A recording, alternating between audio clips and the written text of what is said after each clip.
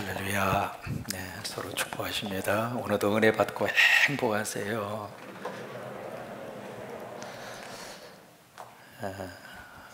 오늘이 무슨 주일이죠? 어린이 주일이면서 저희 교단이 작년부터 어린이 주일에다가 하나를 더 첨가를 했습니다. 뭐냐면 청소년 주일로. 교단적으로 어린이 주일에 청소년을 합쳐서 주일로 지키고 있는 교단이 우리 교단밖에 없습니다. 왜 청소년을 넣었느냐면 어린이 주일도 필요하고 청년 주일도 필요하고 이제 모든 주일이 있어서 어버이 주일도 있고 그래서 기념하고 또 기도하고 그러는데 유독 청소년만 빠졌어요. 그래서 이제 2019년도에 교단적으로 우리가 청소년에 대한 관심을 좀 집중하자 그렇게 해서 19년도에 통과를 하고 작년부터 어린이 주일에다가 청소년을 넣어서 어린이 청소년 주일이라 그렇게 지키고 있습니다.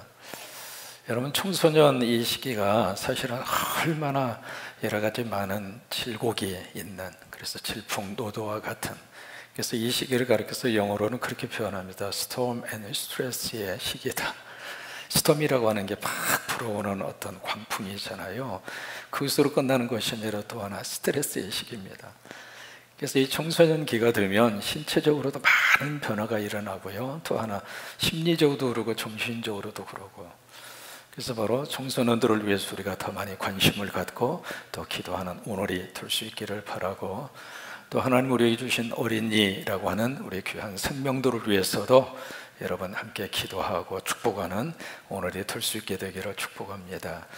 이 어린이라고 하는 말이 사실은 1920년도에 소파 방정환이라고 하는 선생님이 이 단어를 쓰기 전까지는 사실 이 어린이라고 하는 단어가 없었습니다. 그래서 일반적으로 이제 그렇게 표현을 했죠. 어린아이 또는 애기 또는 뭐라고 그랬습니까? 좀 표현이 좀 그렇습니다만 애새끼, 그런 식으로 거의 다 표현을 했습니다. 근데 소파 방정환 선생님이 이 어린이라고 하는 이 단어 자체는 아직 어리다 그 말이잖아요. 근데 어린 아이에 대한 존중어로 그 앞에 뒤에 의존명사 이라고 하는 단어를 붙여서, 이라고 하는 이 단어는 분이라고 하는 뜻입니다. 어떠한 분, 우리가 늙은이 하면은요 늙은 분이라고 하는 뜻이거든요. 어떤 존경과 존중의 의미를 담아서 소파 방정환 선생님은 아이들도 독특한 독립적인 하나의 인격체다, 그런 인격체가 존중을 하고 그런 아이들로 우리가 받아들이면서 그 이름 자체를 어린이라고 이렇게 부르자 해서 그때부터 사실은 우리 말이 어린이라고 하는 말이 그때부터 쓰게 됐습니다. 근데 사실 이 어린이를 한 인격체로 대우하고 한 인간으로서 받아주면서 그들을 사랑하신 분이 누구냐면 예수님이세요. 그래서 이제 부모님들이 아이들을 데리고 와서 안수해 주시기를 바라서 예수님에게 데리고 옵니다. 여러분, 부모가 해야 할 가장 중요한 일은 예수님께 아이를 데리고 오는 거예요. 예수님을 아이에게 데려오면, 아이를 예수님에게 데려오면 예수님이 그들을 위해 안수하십니다. 예수님이 안수하시면 우리 자녀들의 미래는 예수님이 책임지십니다. 여러분, 그렇게 믿으시면 아멘. 그러니까 안수해 달라는 이야기는 이 아이의 미래를 주님에게 맡깁니다 그 말이에요. 그래서 예수님에게 이 생명을 맡기기 위해서 데리고 와서 안수 기도를 바라고 아이들을 데리고 왔는데 그 모습을 본 제자들이 막 옆에서 꾸짖습니다. 왜 그랬을까요? 지금도 그렇고 과거에도 그렇습니다만은 예수님 당시에는 이 어린이들은 사실 어른들 축에 낄 수가 없었습니다.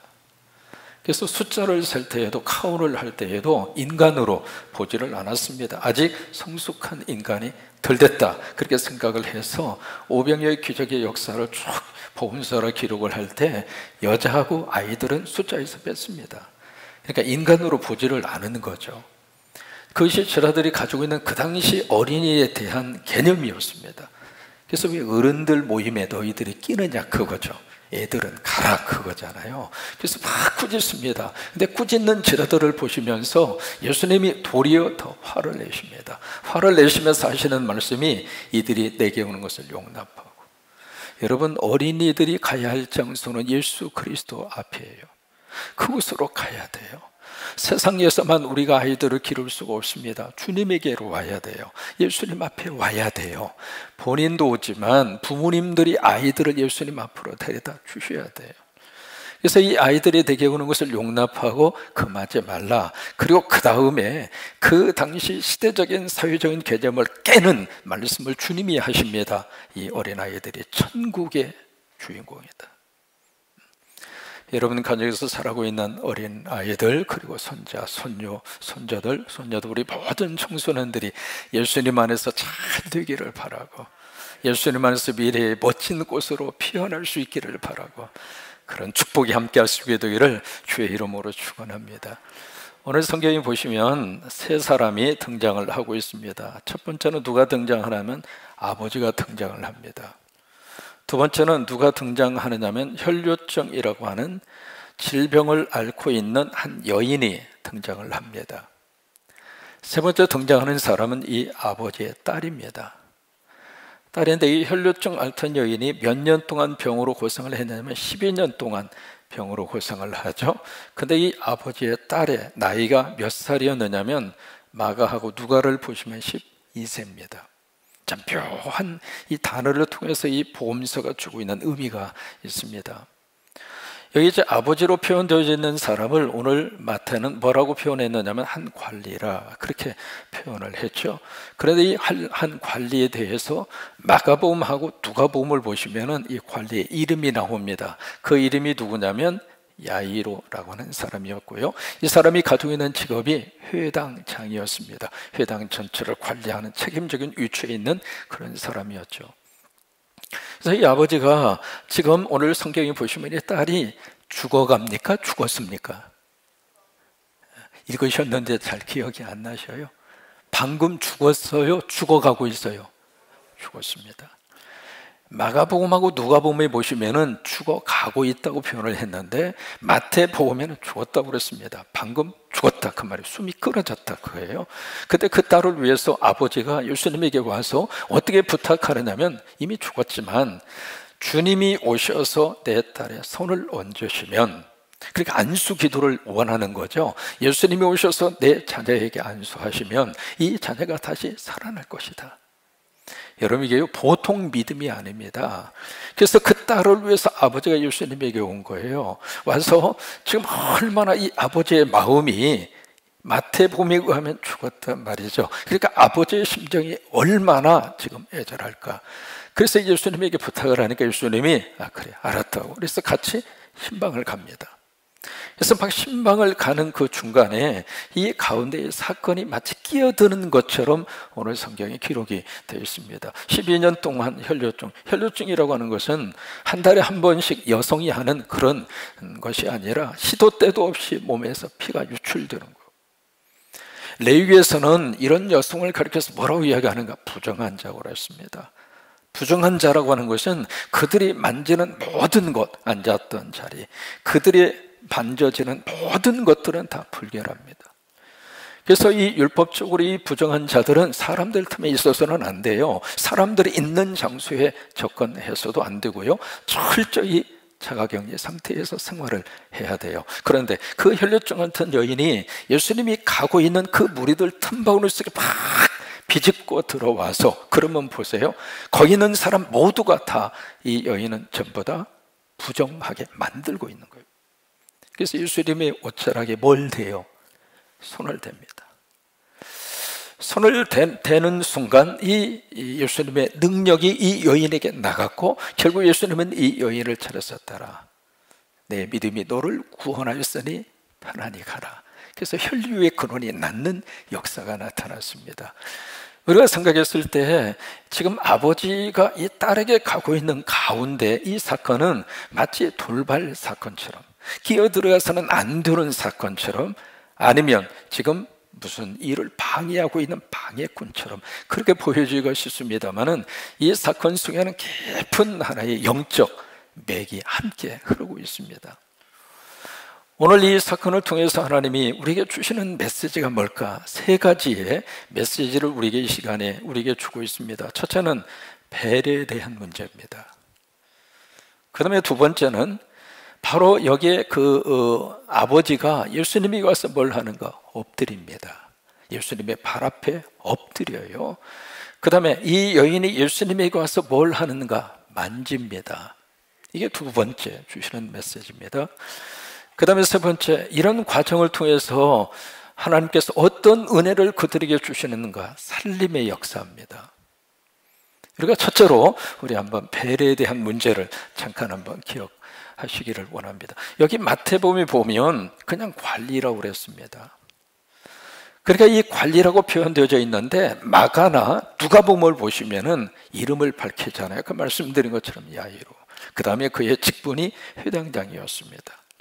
그러면 마가하고 누가는 예수님의 12제자가 아닙니다. 12제자가 아니기 때문에 이 사건이 일어나는 현장에 마가도 누가도 없었습니다. 그러나 마태 같은 경우에 있어서는 예수님이 12제자거든요. 12제자이기 때문에 이 일이 벌어지는 그 현장에 마태는 있었어요.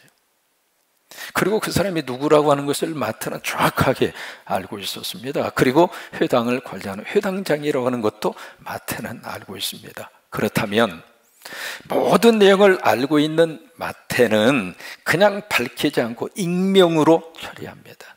그냥 관리라고 표현해요. 마가와 누가가 알고 있는 그 내용을 왜 마태는 그냥 이름을 밝히지 않고 익명으로 처리했을까? 바로 거기에 마태가 보여주고 있는 배려입니다.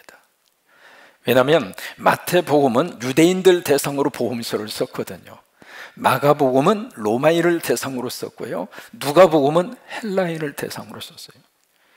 그러니까 만약에 여기 마태복음이 유대인을 대상으로 이 복음서를 쓰는데 이 사람의 이름을 밝히면 이 사람이 회당장이잖아요. 회당을 관리하는 사람이니까 유대인 사회에서는 굉장히 사회 지도급이란 말이죠. 근데 이 사람의 이름을 밝히면 유대인들 사회에서 이 사람은 바로 유대교를 배신한 배반자가 됩니다. 그래서 그의 이름을 밝히는 순간 주변에 있는 사람들이 야이로에게 해코지할 수 있는 가능성이 많아요. 그래서 마태는 알고 있지만은 마태는 정확하게 이 사람이 누구라고 하는 것을 보았고 알고 있지만 그를 위해서 익명으로 그의 이름을 처리해 준 겁니다. 배려입니다. 여러분, 가정에서 가장 중요한 단어를 하나 꼽으라면 배려입니다. 남편이 아내를 사랑해요. 사랑한다는 구체적인 표현이 뭐예요? 배려해 주는 거예요.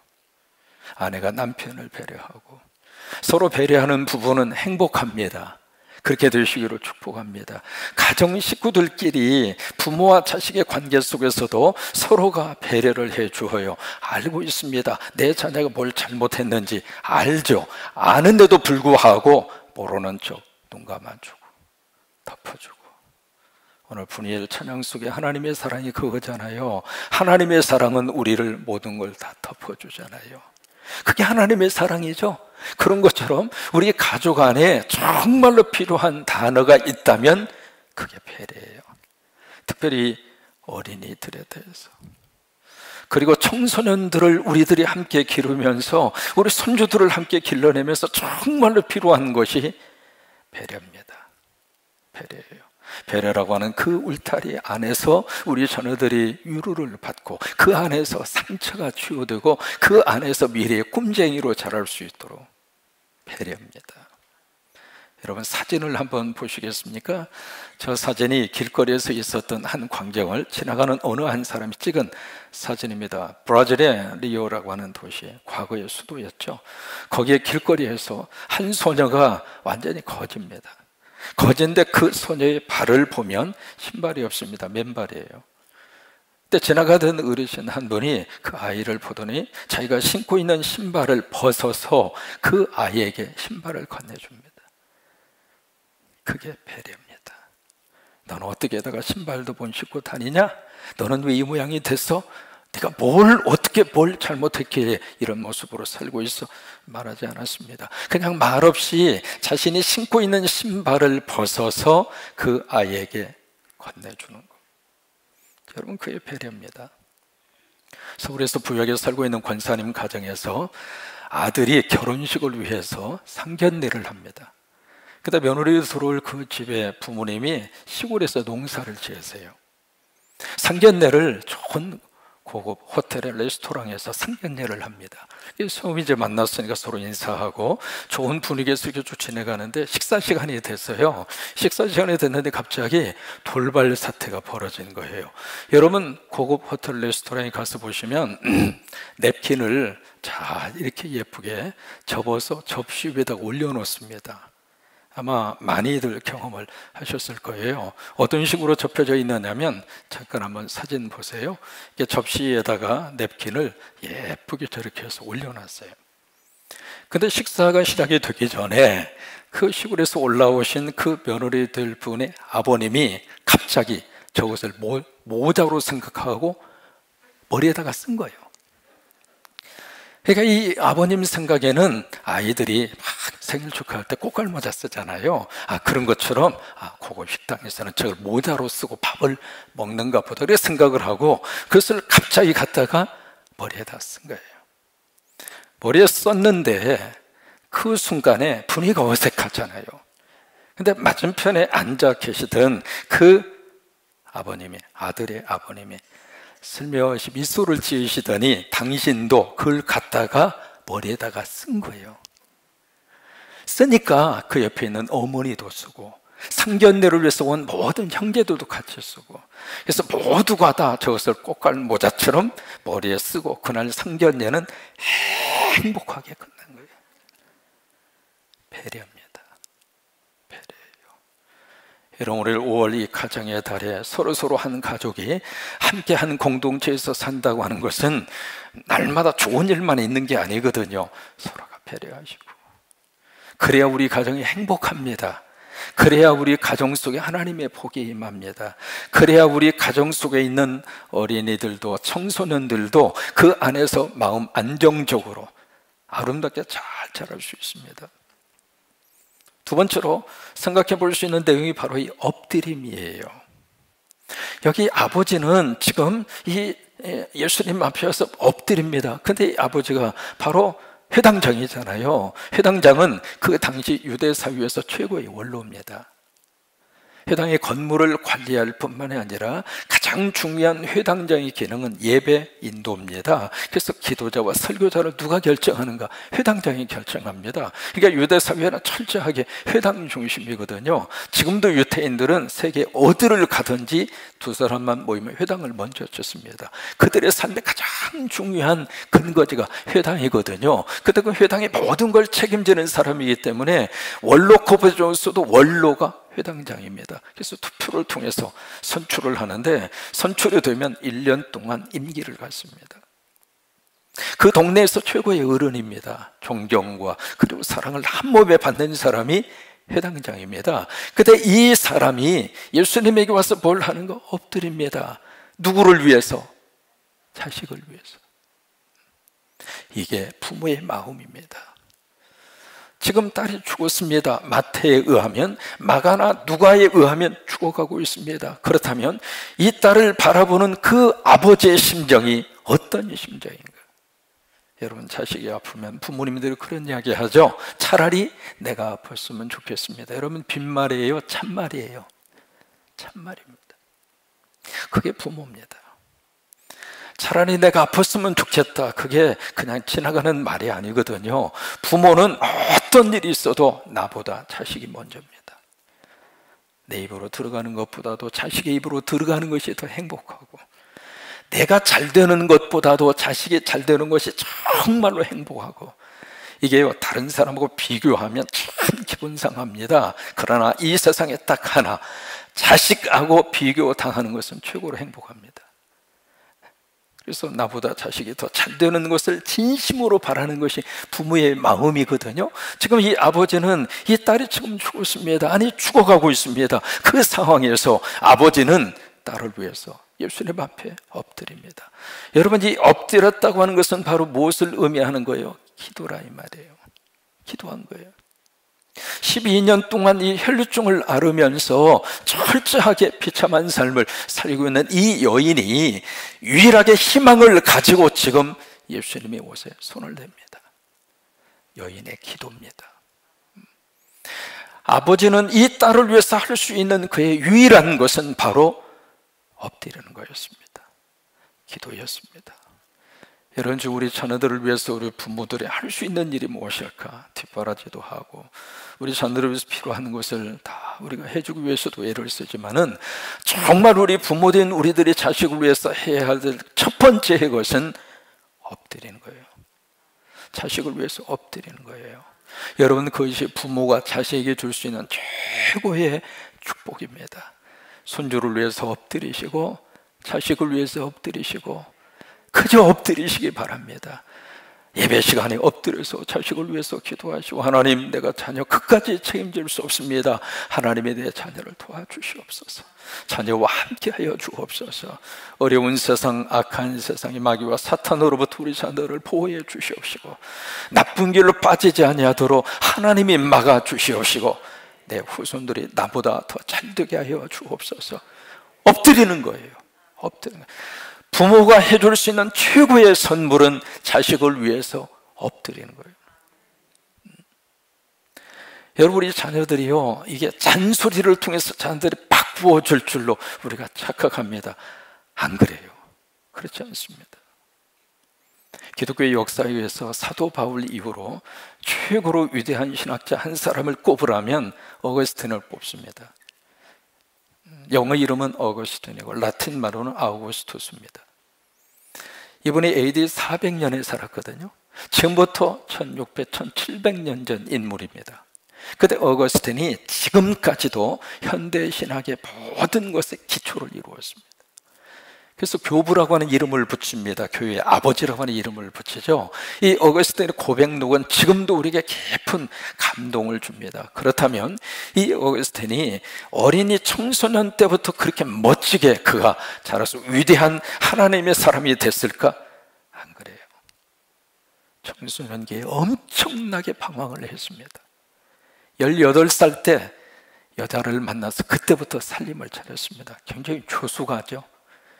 18살에 결혼도 안 하고 애부터 낳았습니다. 그렇게 이제 가정을 꾸렸고요. 그러고 나서 20살 때 다 싫다고 가출해버렸어요.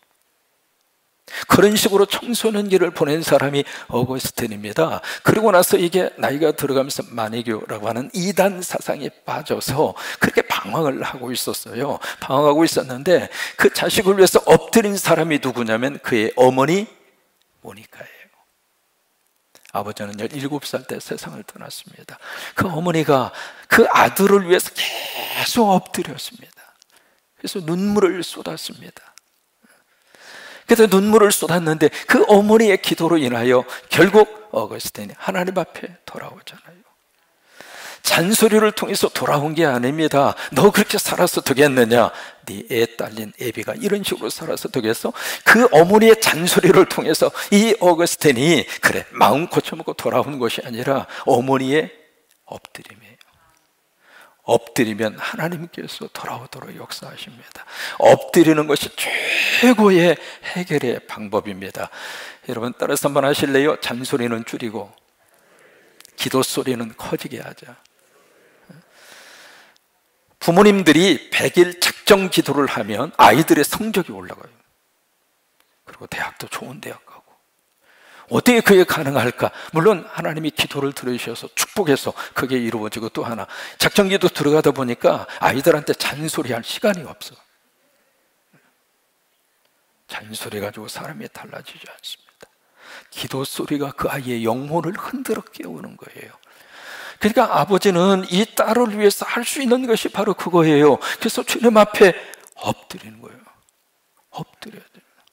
그러니까 결과적으로 어떤 역사가 나타나는가? 바로 살림의 역사가 나타나잖아요. 이 여인이 이 아버지 엎드림처럼 이 여인은 예수님의 옷에 손을 대고요. 그게 그 여인의 간절한 영적 엎드림이잖아요. 내가 만지면 내가 구원을 받으리라.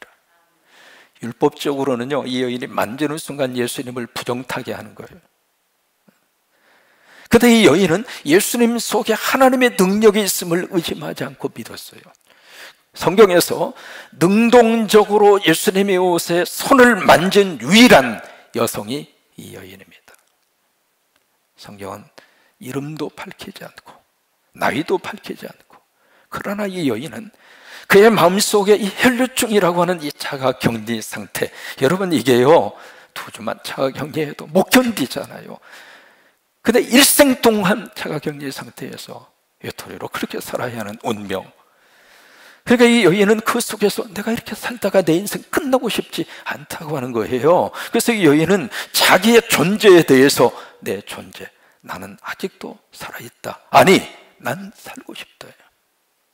폴 틸리게라는 미룬 신학자의 말에 의하면 그것이 바로 존재의 용기입니다.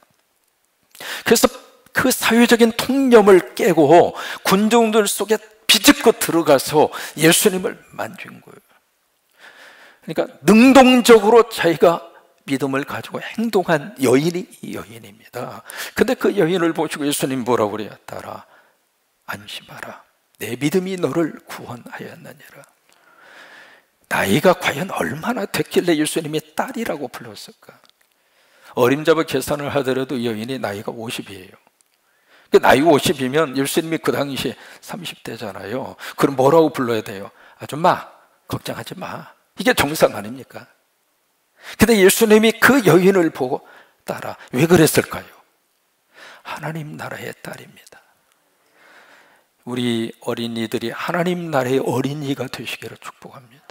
우리 청소년기에 있는 우리 청소년 친구들이 하나님 나라의 청소년이 될 수 있기를 축복합니다. 그래서 따라 안심하라, 내 믿음이 너를 구원하였느니라. 결국 그 여인의 모든 혈류병이 그 자리에서 다 완치가 됐어요. 그 다음에 이 딸도 마찬가지입니다. 그래서 이 상황에서 약간 지체를 했잖아요. 그래서 이제 가서 보니까 이 딸이 죽어 있어요. 마가와 누가에 의하면 이미 딸이 죽었단 말이에요. 가서 보니까 장례식을 치르고 있습니다. 그때 예수님이 죽은 것이 아니라 잔다. 그러면서 예수님의 손으로 이 딸을 손을 잡아주는 거예요. 오늘 성경에 손이라고 하는 말이 3번 나옵니다. 아버지가 간절히 원했던 것도 예수님의 손이에요. 주님의 손으로 내 딸을 만져주옵소서. 또 이 여인이 예수님이 옷자락을 만진 것도 이 여인의 손이었습니다. 손으로 예수님의 옷을 만졌죠. 야이로의 집에 와서 그 딸을 예수님의 손으로 잡아준 거예요. 오늘 예수님께서 여러분의 손을 꼭 잡아주셨으면 좋겠어요. 여러분, 이 성령의 임재가 느껴지십니까? 주님의 손이 내 손을 잡아주시는 영적 느낌이 오십니까? 손을 잡아요. 그리고 하시는 말씀이 이 애가 죽은 것이 아니라 잔다. 여러분, 이 말씀은요 너무 귀한 하나님의 살림의 역사의 음성입니다. 죽었으면 끝입니다. 그러나 자고 있으면 깨우면 됩니다. 여러분, 우리 아이들 죽은 거 아닙니다. 우리 지금 청소년 청년들이 어려운 시대를 살기 때문에 무슨 3포 시대, 5포 시대, 심지어 다포 시대, 별 이야기를 다 하고 있습니다만은 우리 어린이들과 청소년과 우리 청년들이 죽었는가? 아닙니다. 잠자고 있는 것 뿐입니다. 깨우면 됩니다. 깨우면 돼요. 그들 속에 하나님이 주신 너무 귀한 잠재력이 있습니다. 깨우면 됩니다. 깨워서 하나님이 쓰시기를 원합니다. 기도로 깨우고 눈물로 깨우고. 그래서 그 아이에게 그리고 누가복음에 보시면 그를 잡아 일으키면서 아람어로 달리다라고 하는 말은 소녀라고 하는 뜻이고요, 쿰이라고 하는 말은 get up, 일어나라, 그 말입니다. 이 어린이 청소년 주일에 우리 아이들을 하나님이 다 달리다 꿈 해주시게 되기로 축복합니다. 키가 커지고 지혜도 커지고, 그리고 절망의 자리에서 우리 아이들이 다 다시 한번 일어나도록 하나님이 도와주셔서 성적도 달리다 꿈하고 미래의 꿈도 달리다 꿈하고, 그래서 내 대해서가 아니라 내 후손들 대해, 그래서 정말 우리 어린이들과 청소년들이 더 믿음으로 더 아름답게 더 잘 되는 축복이 임하기를 주의 이름으로 축원합니다.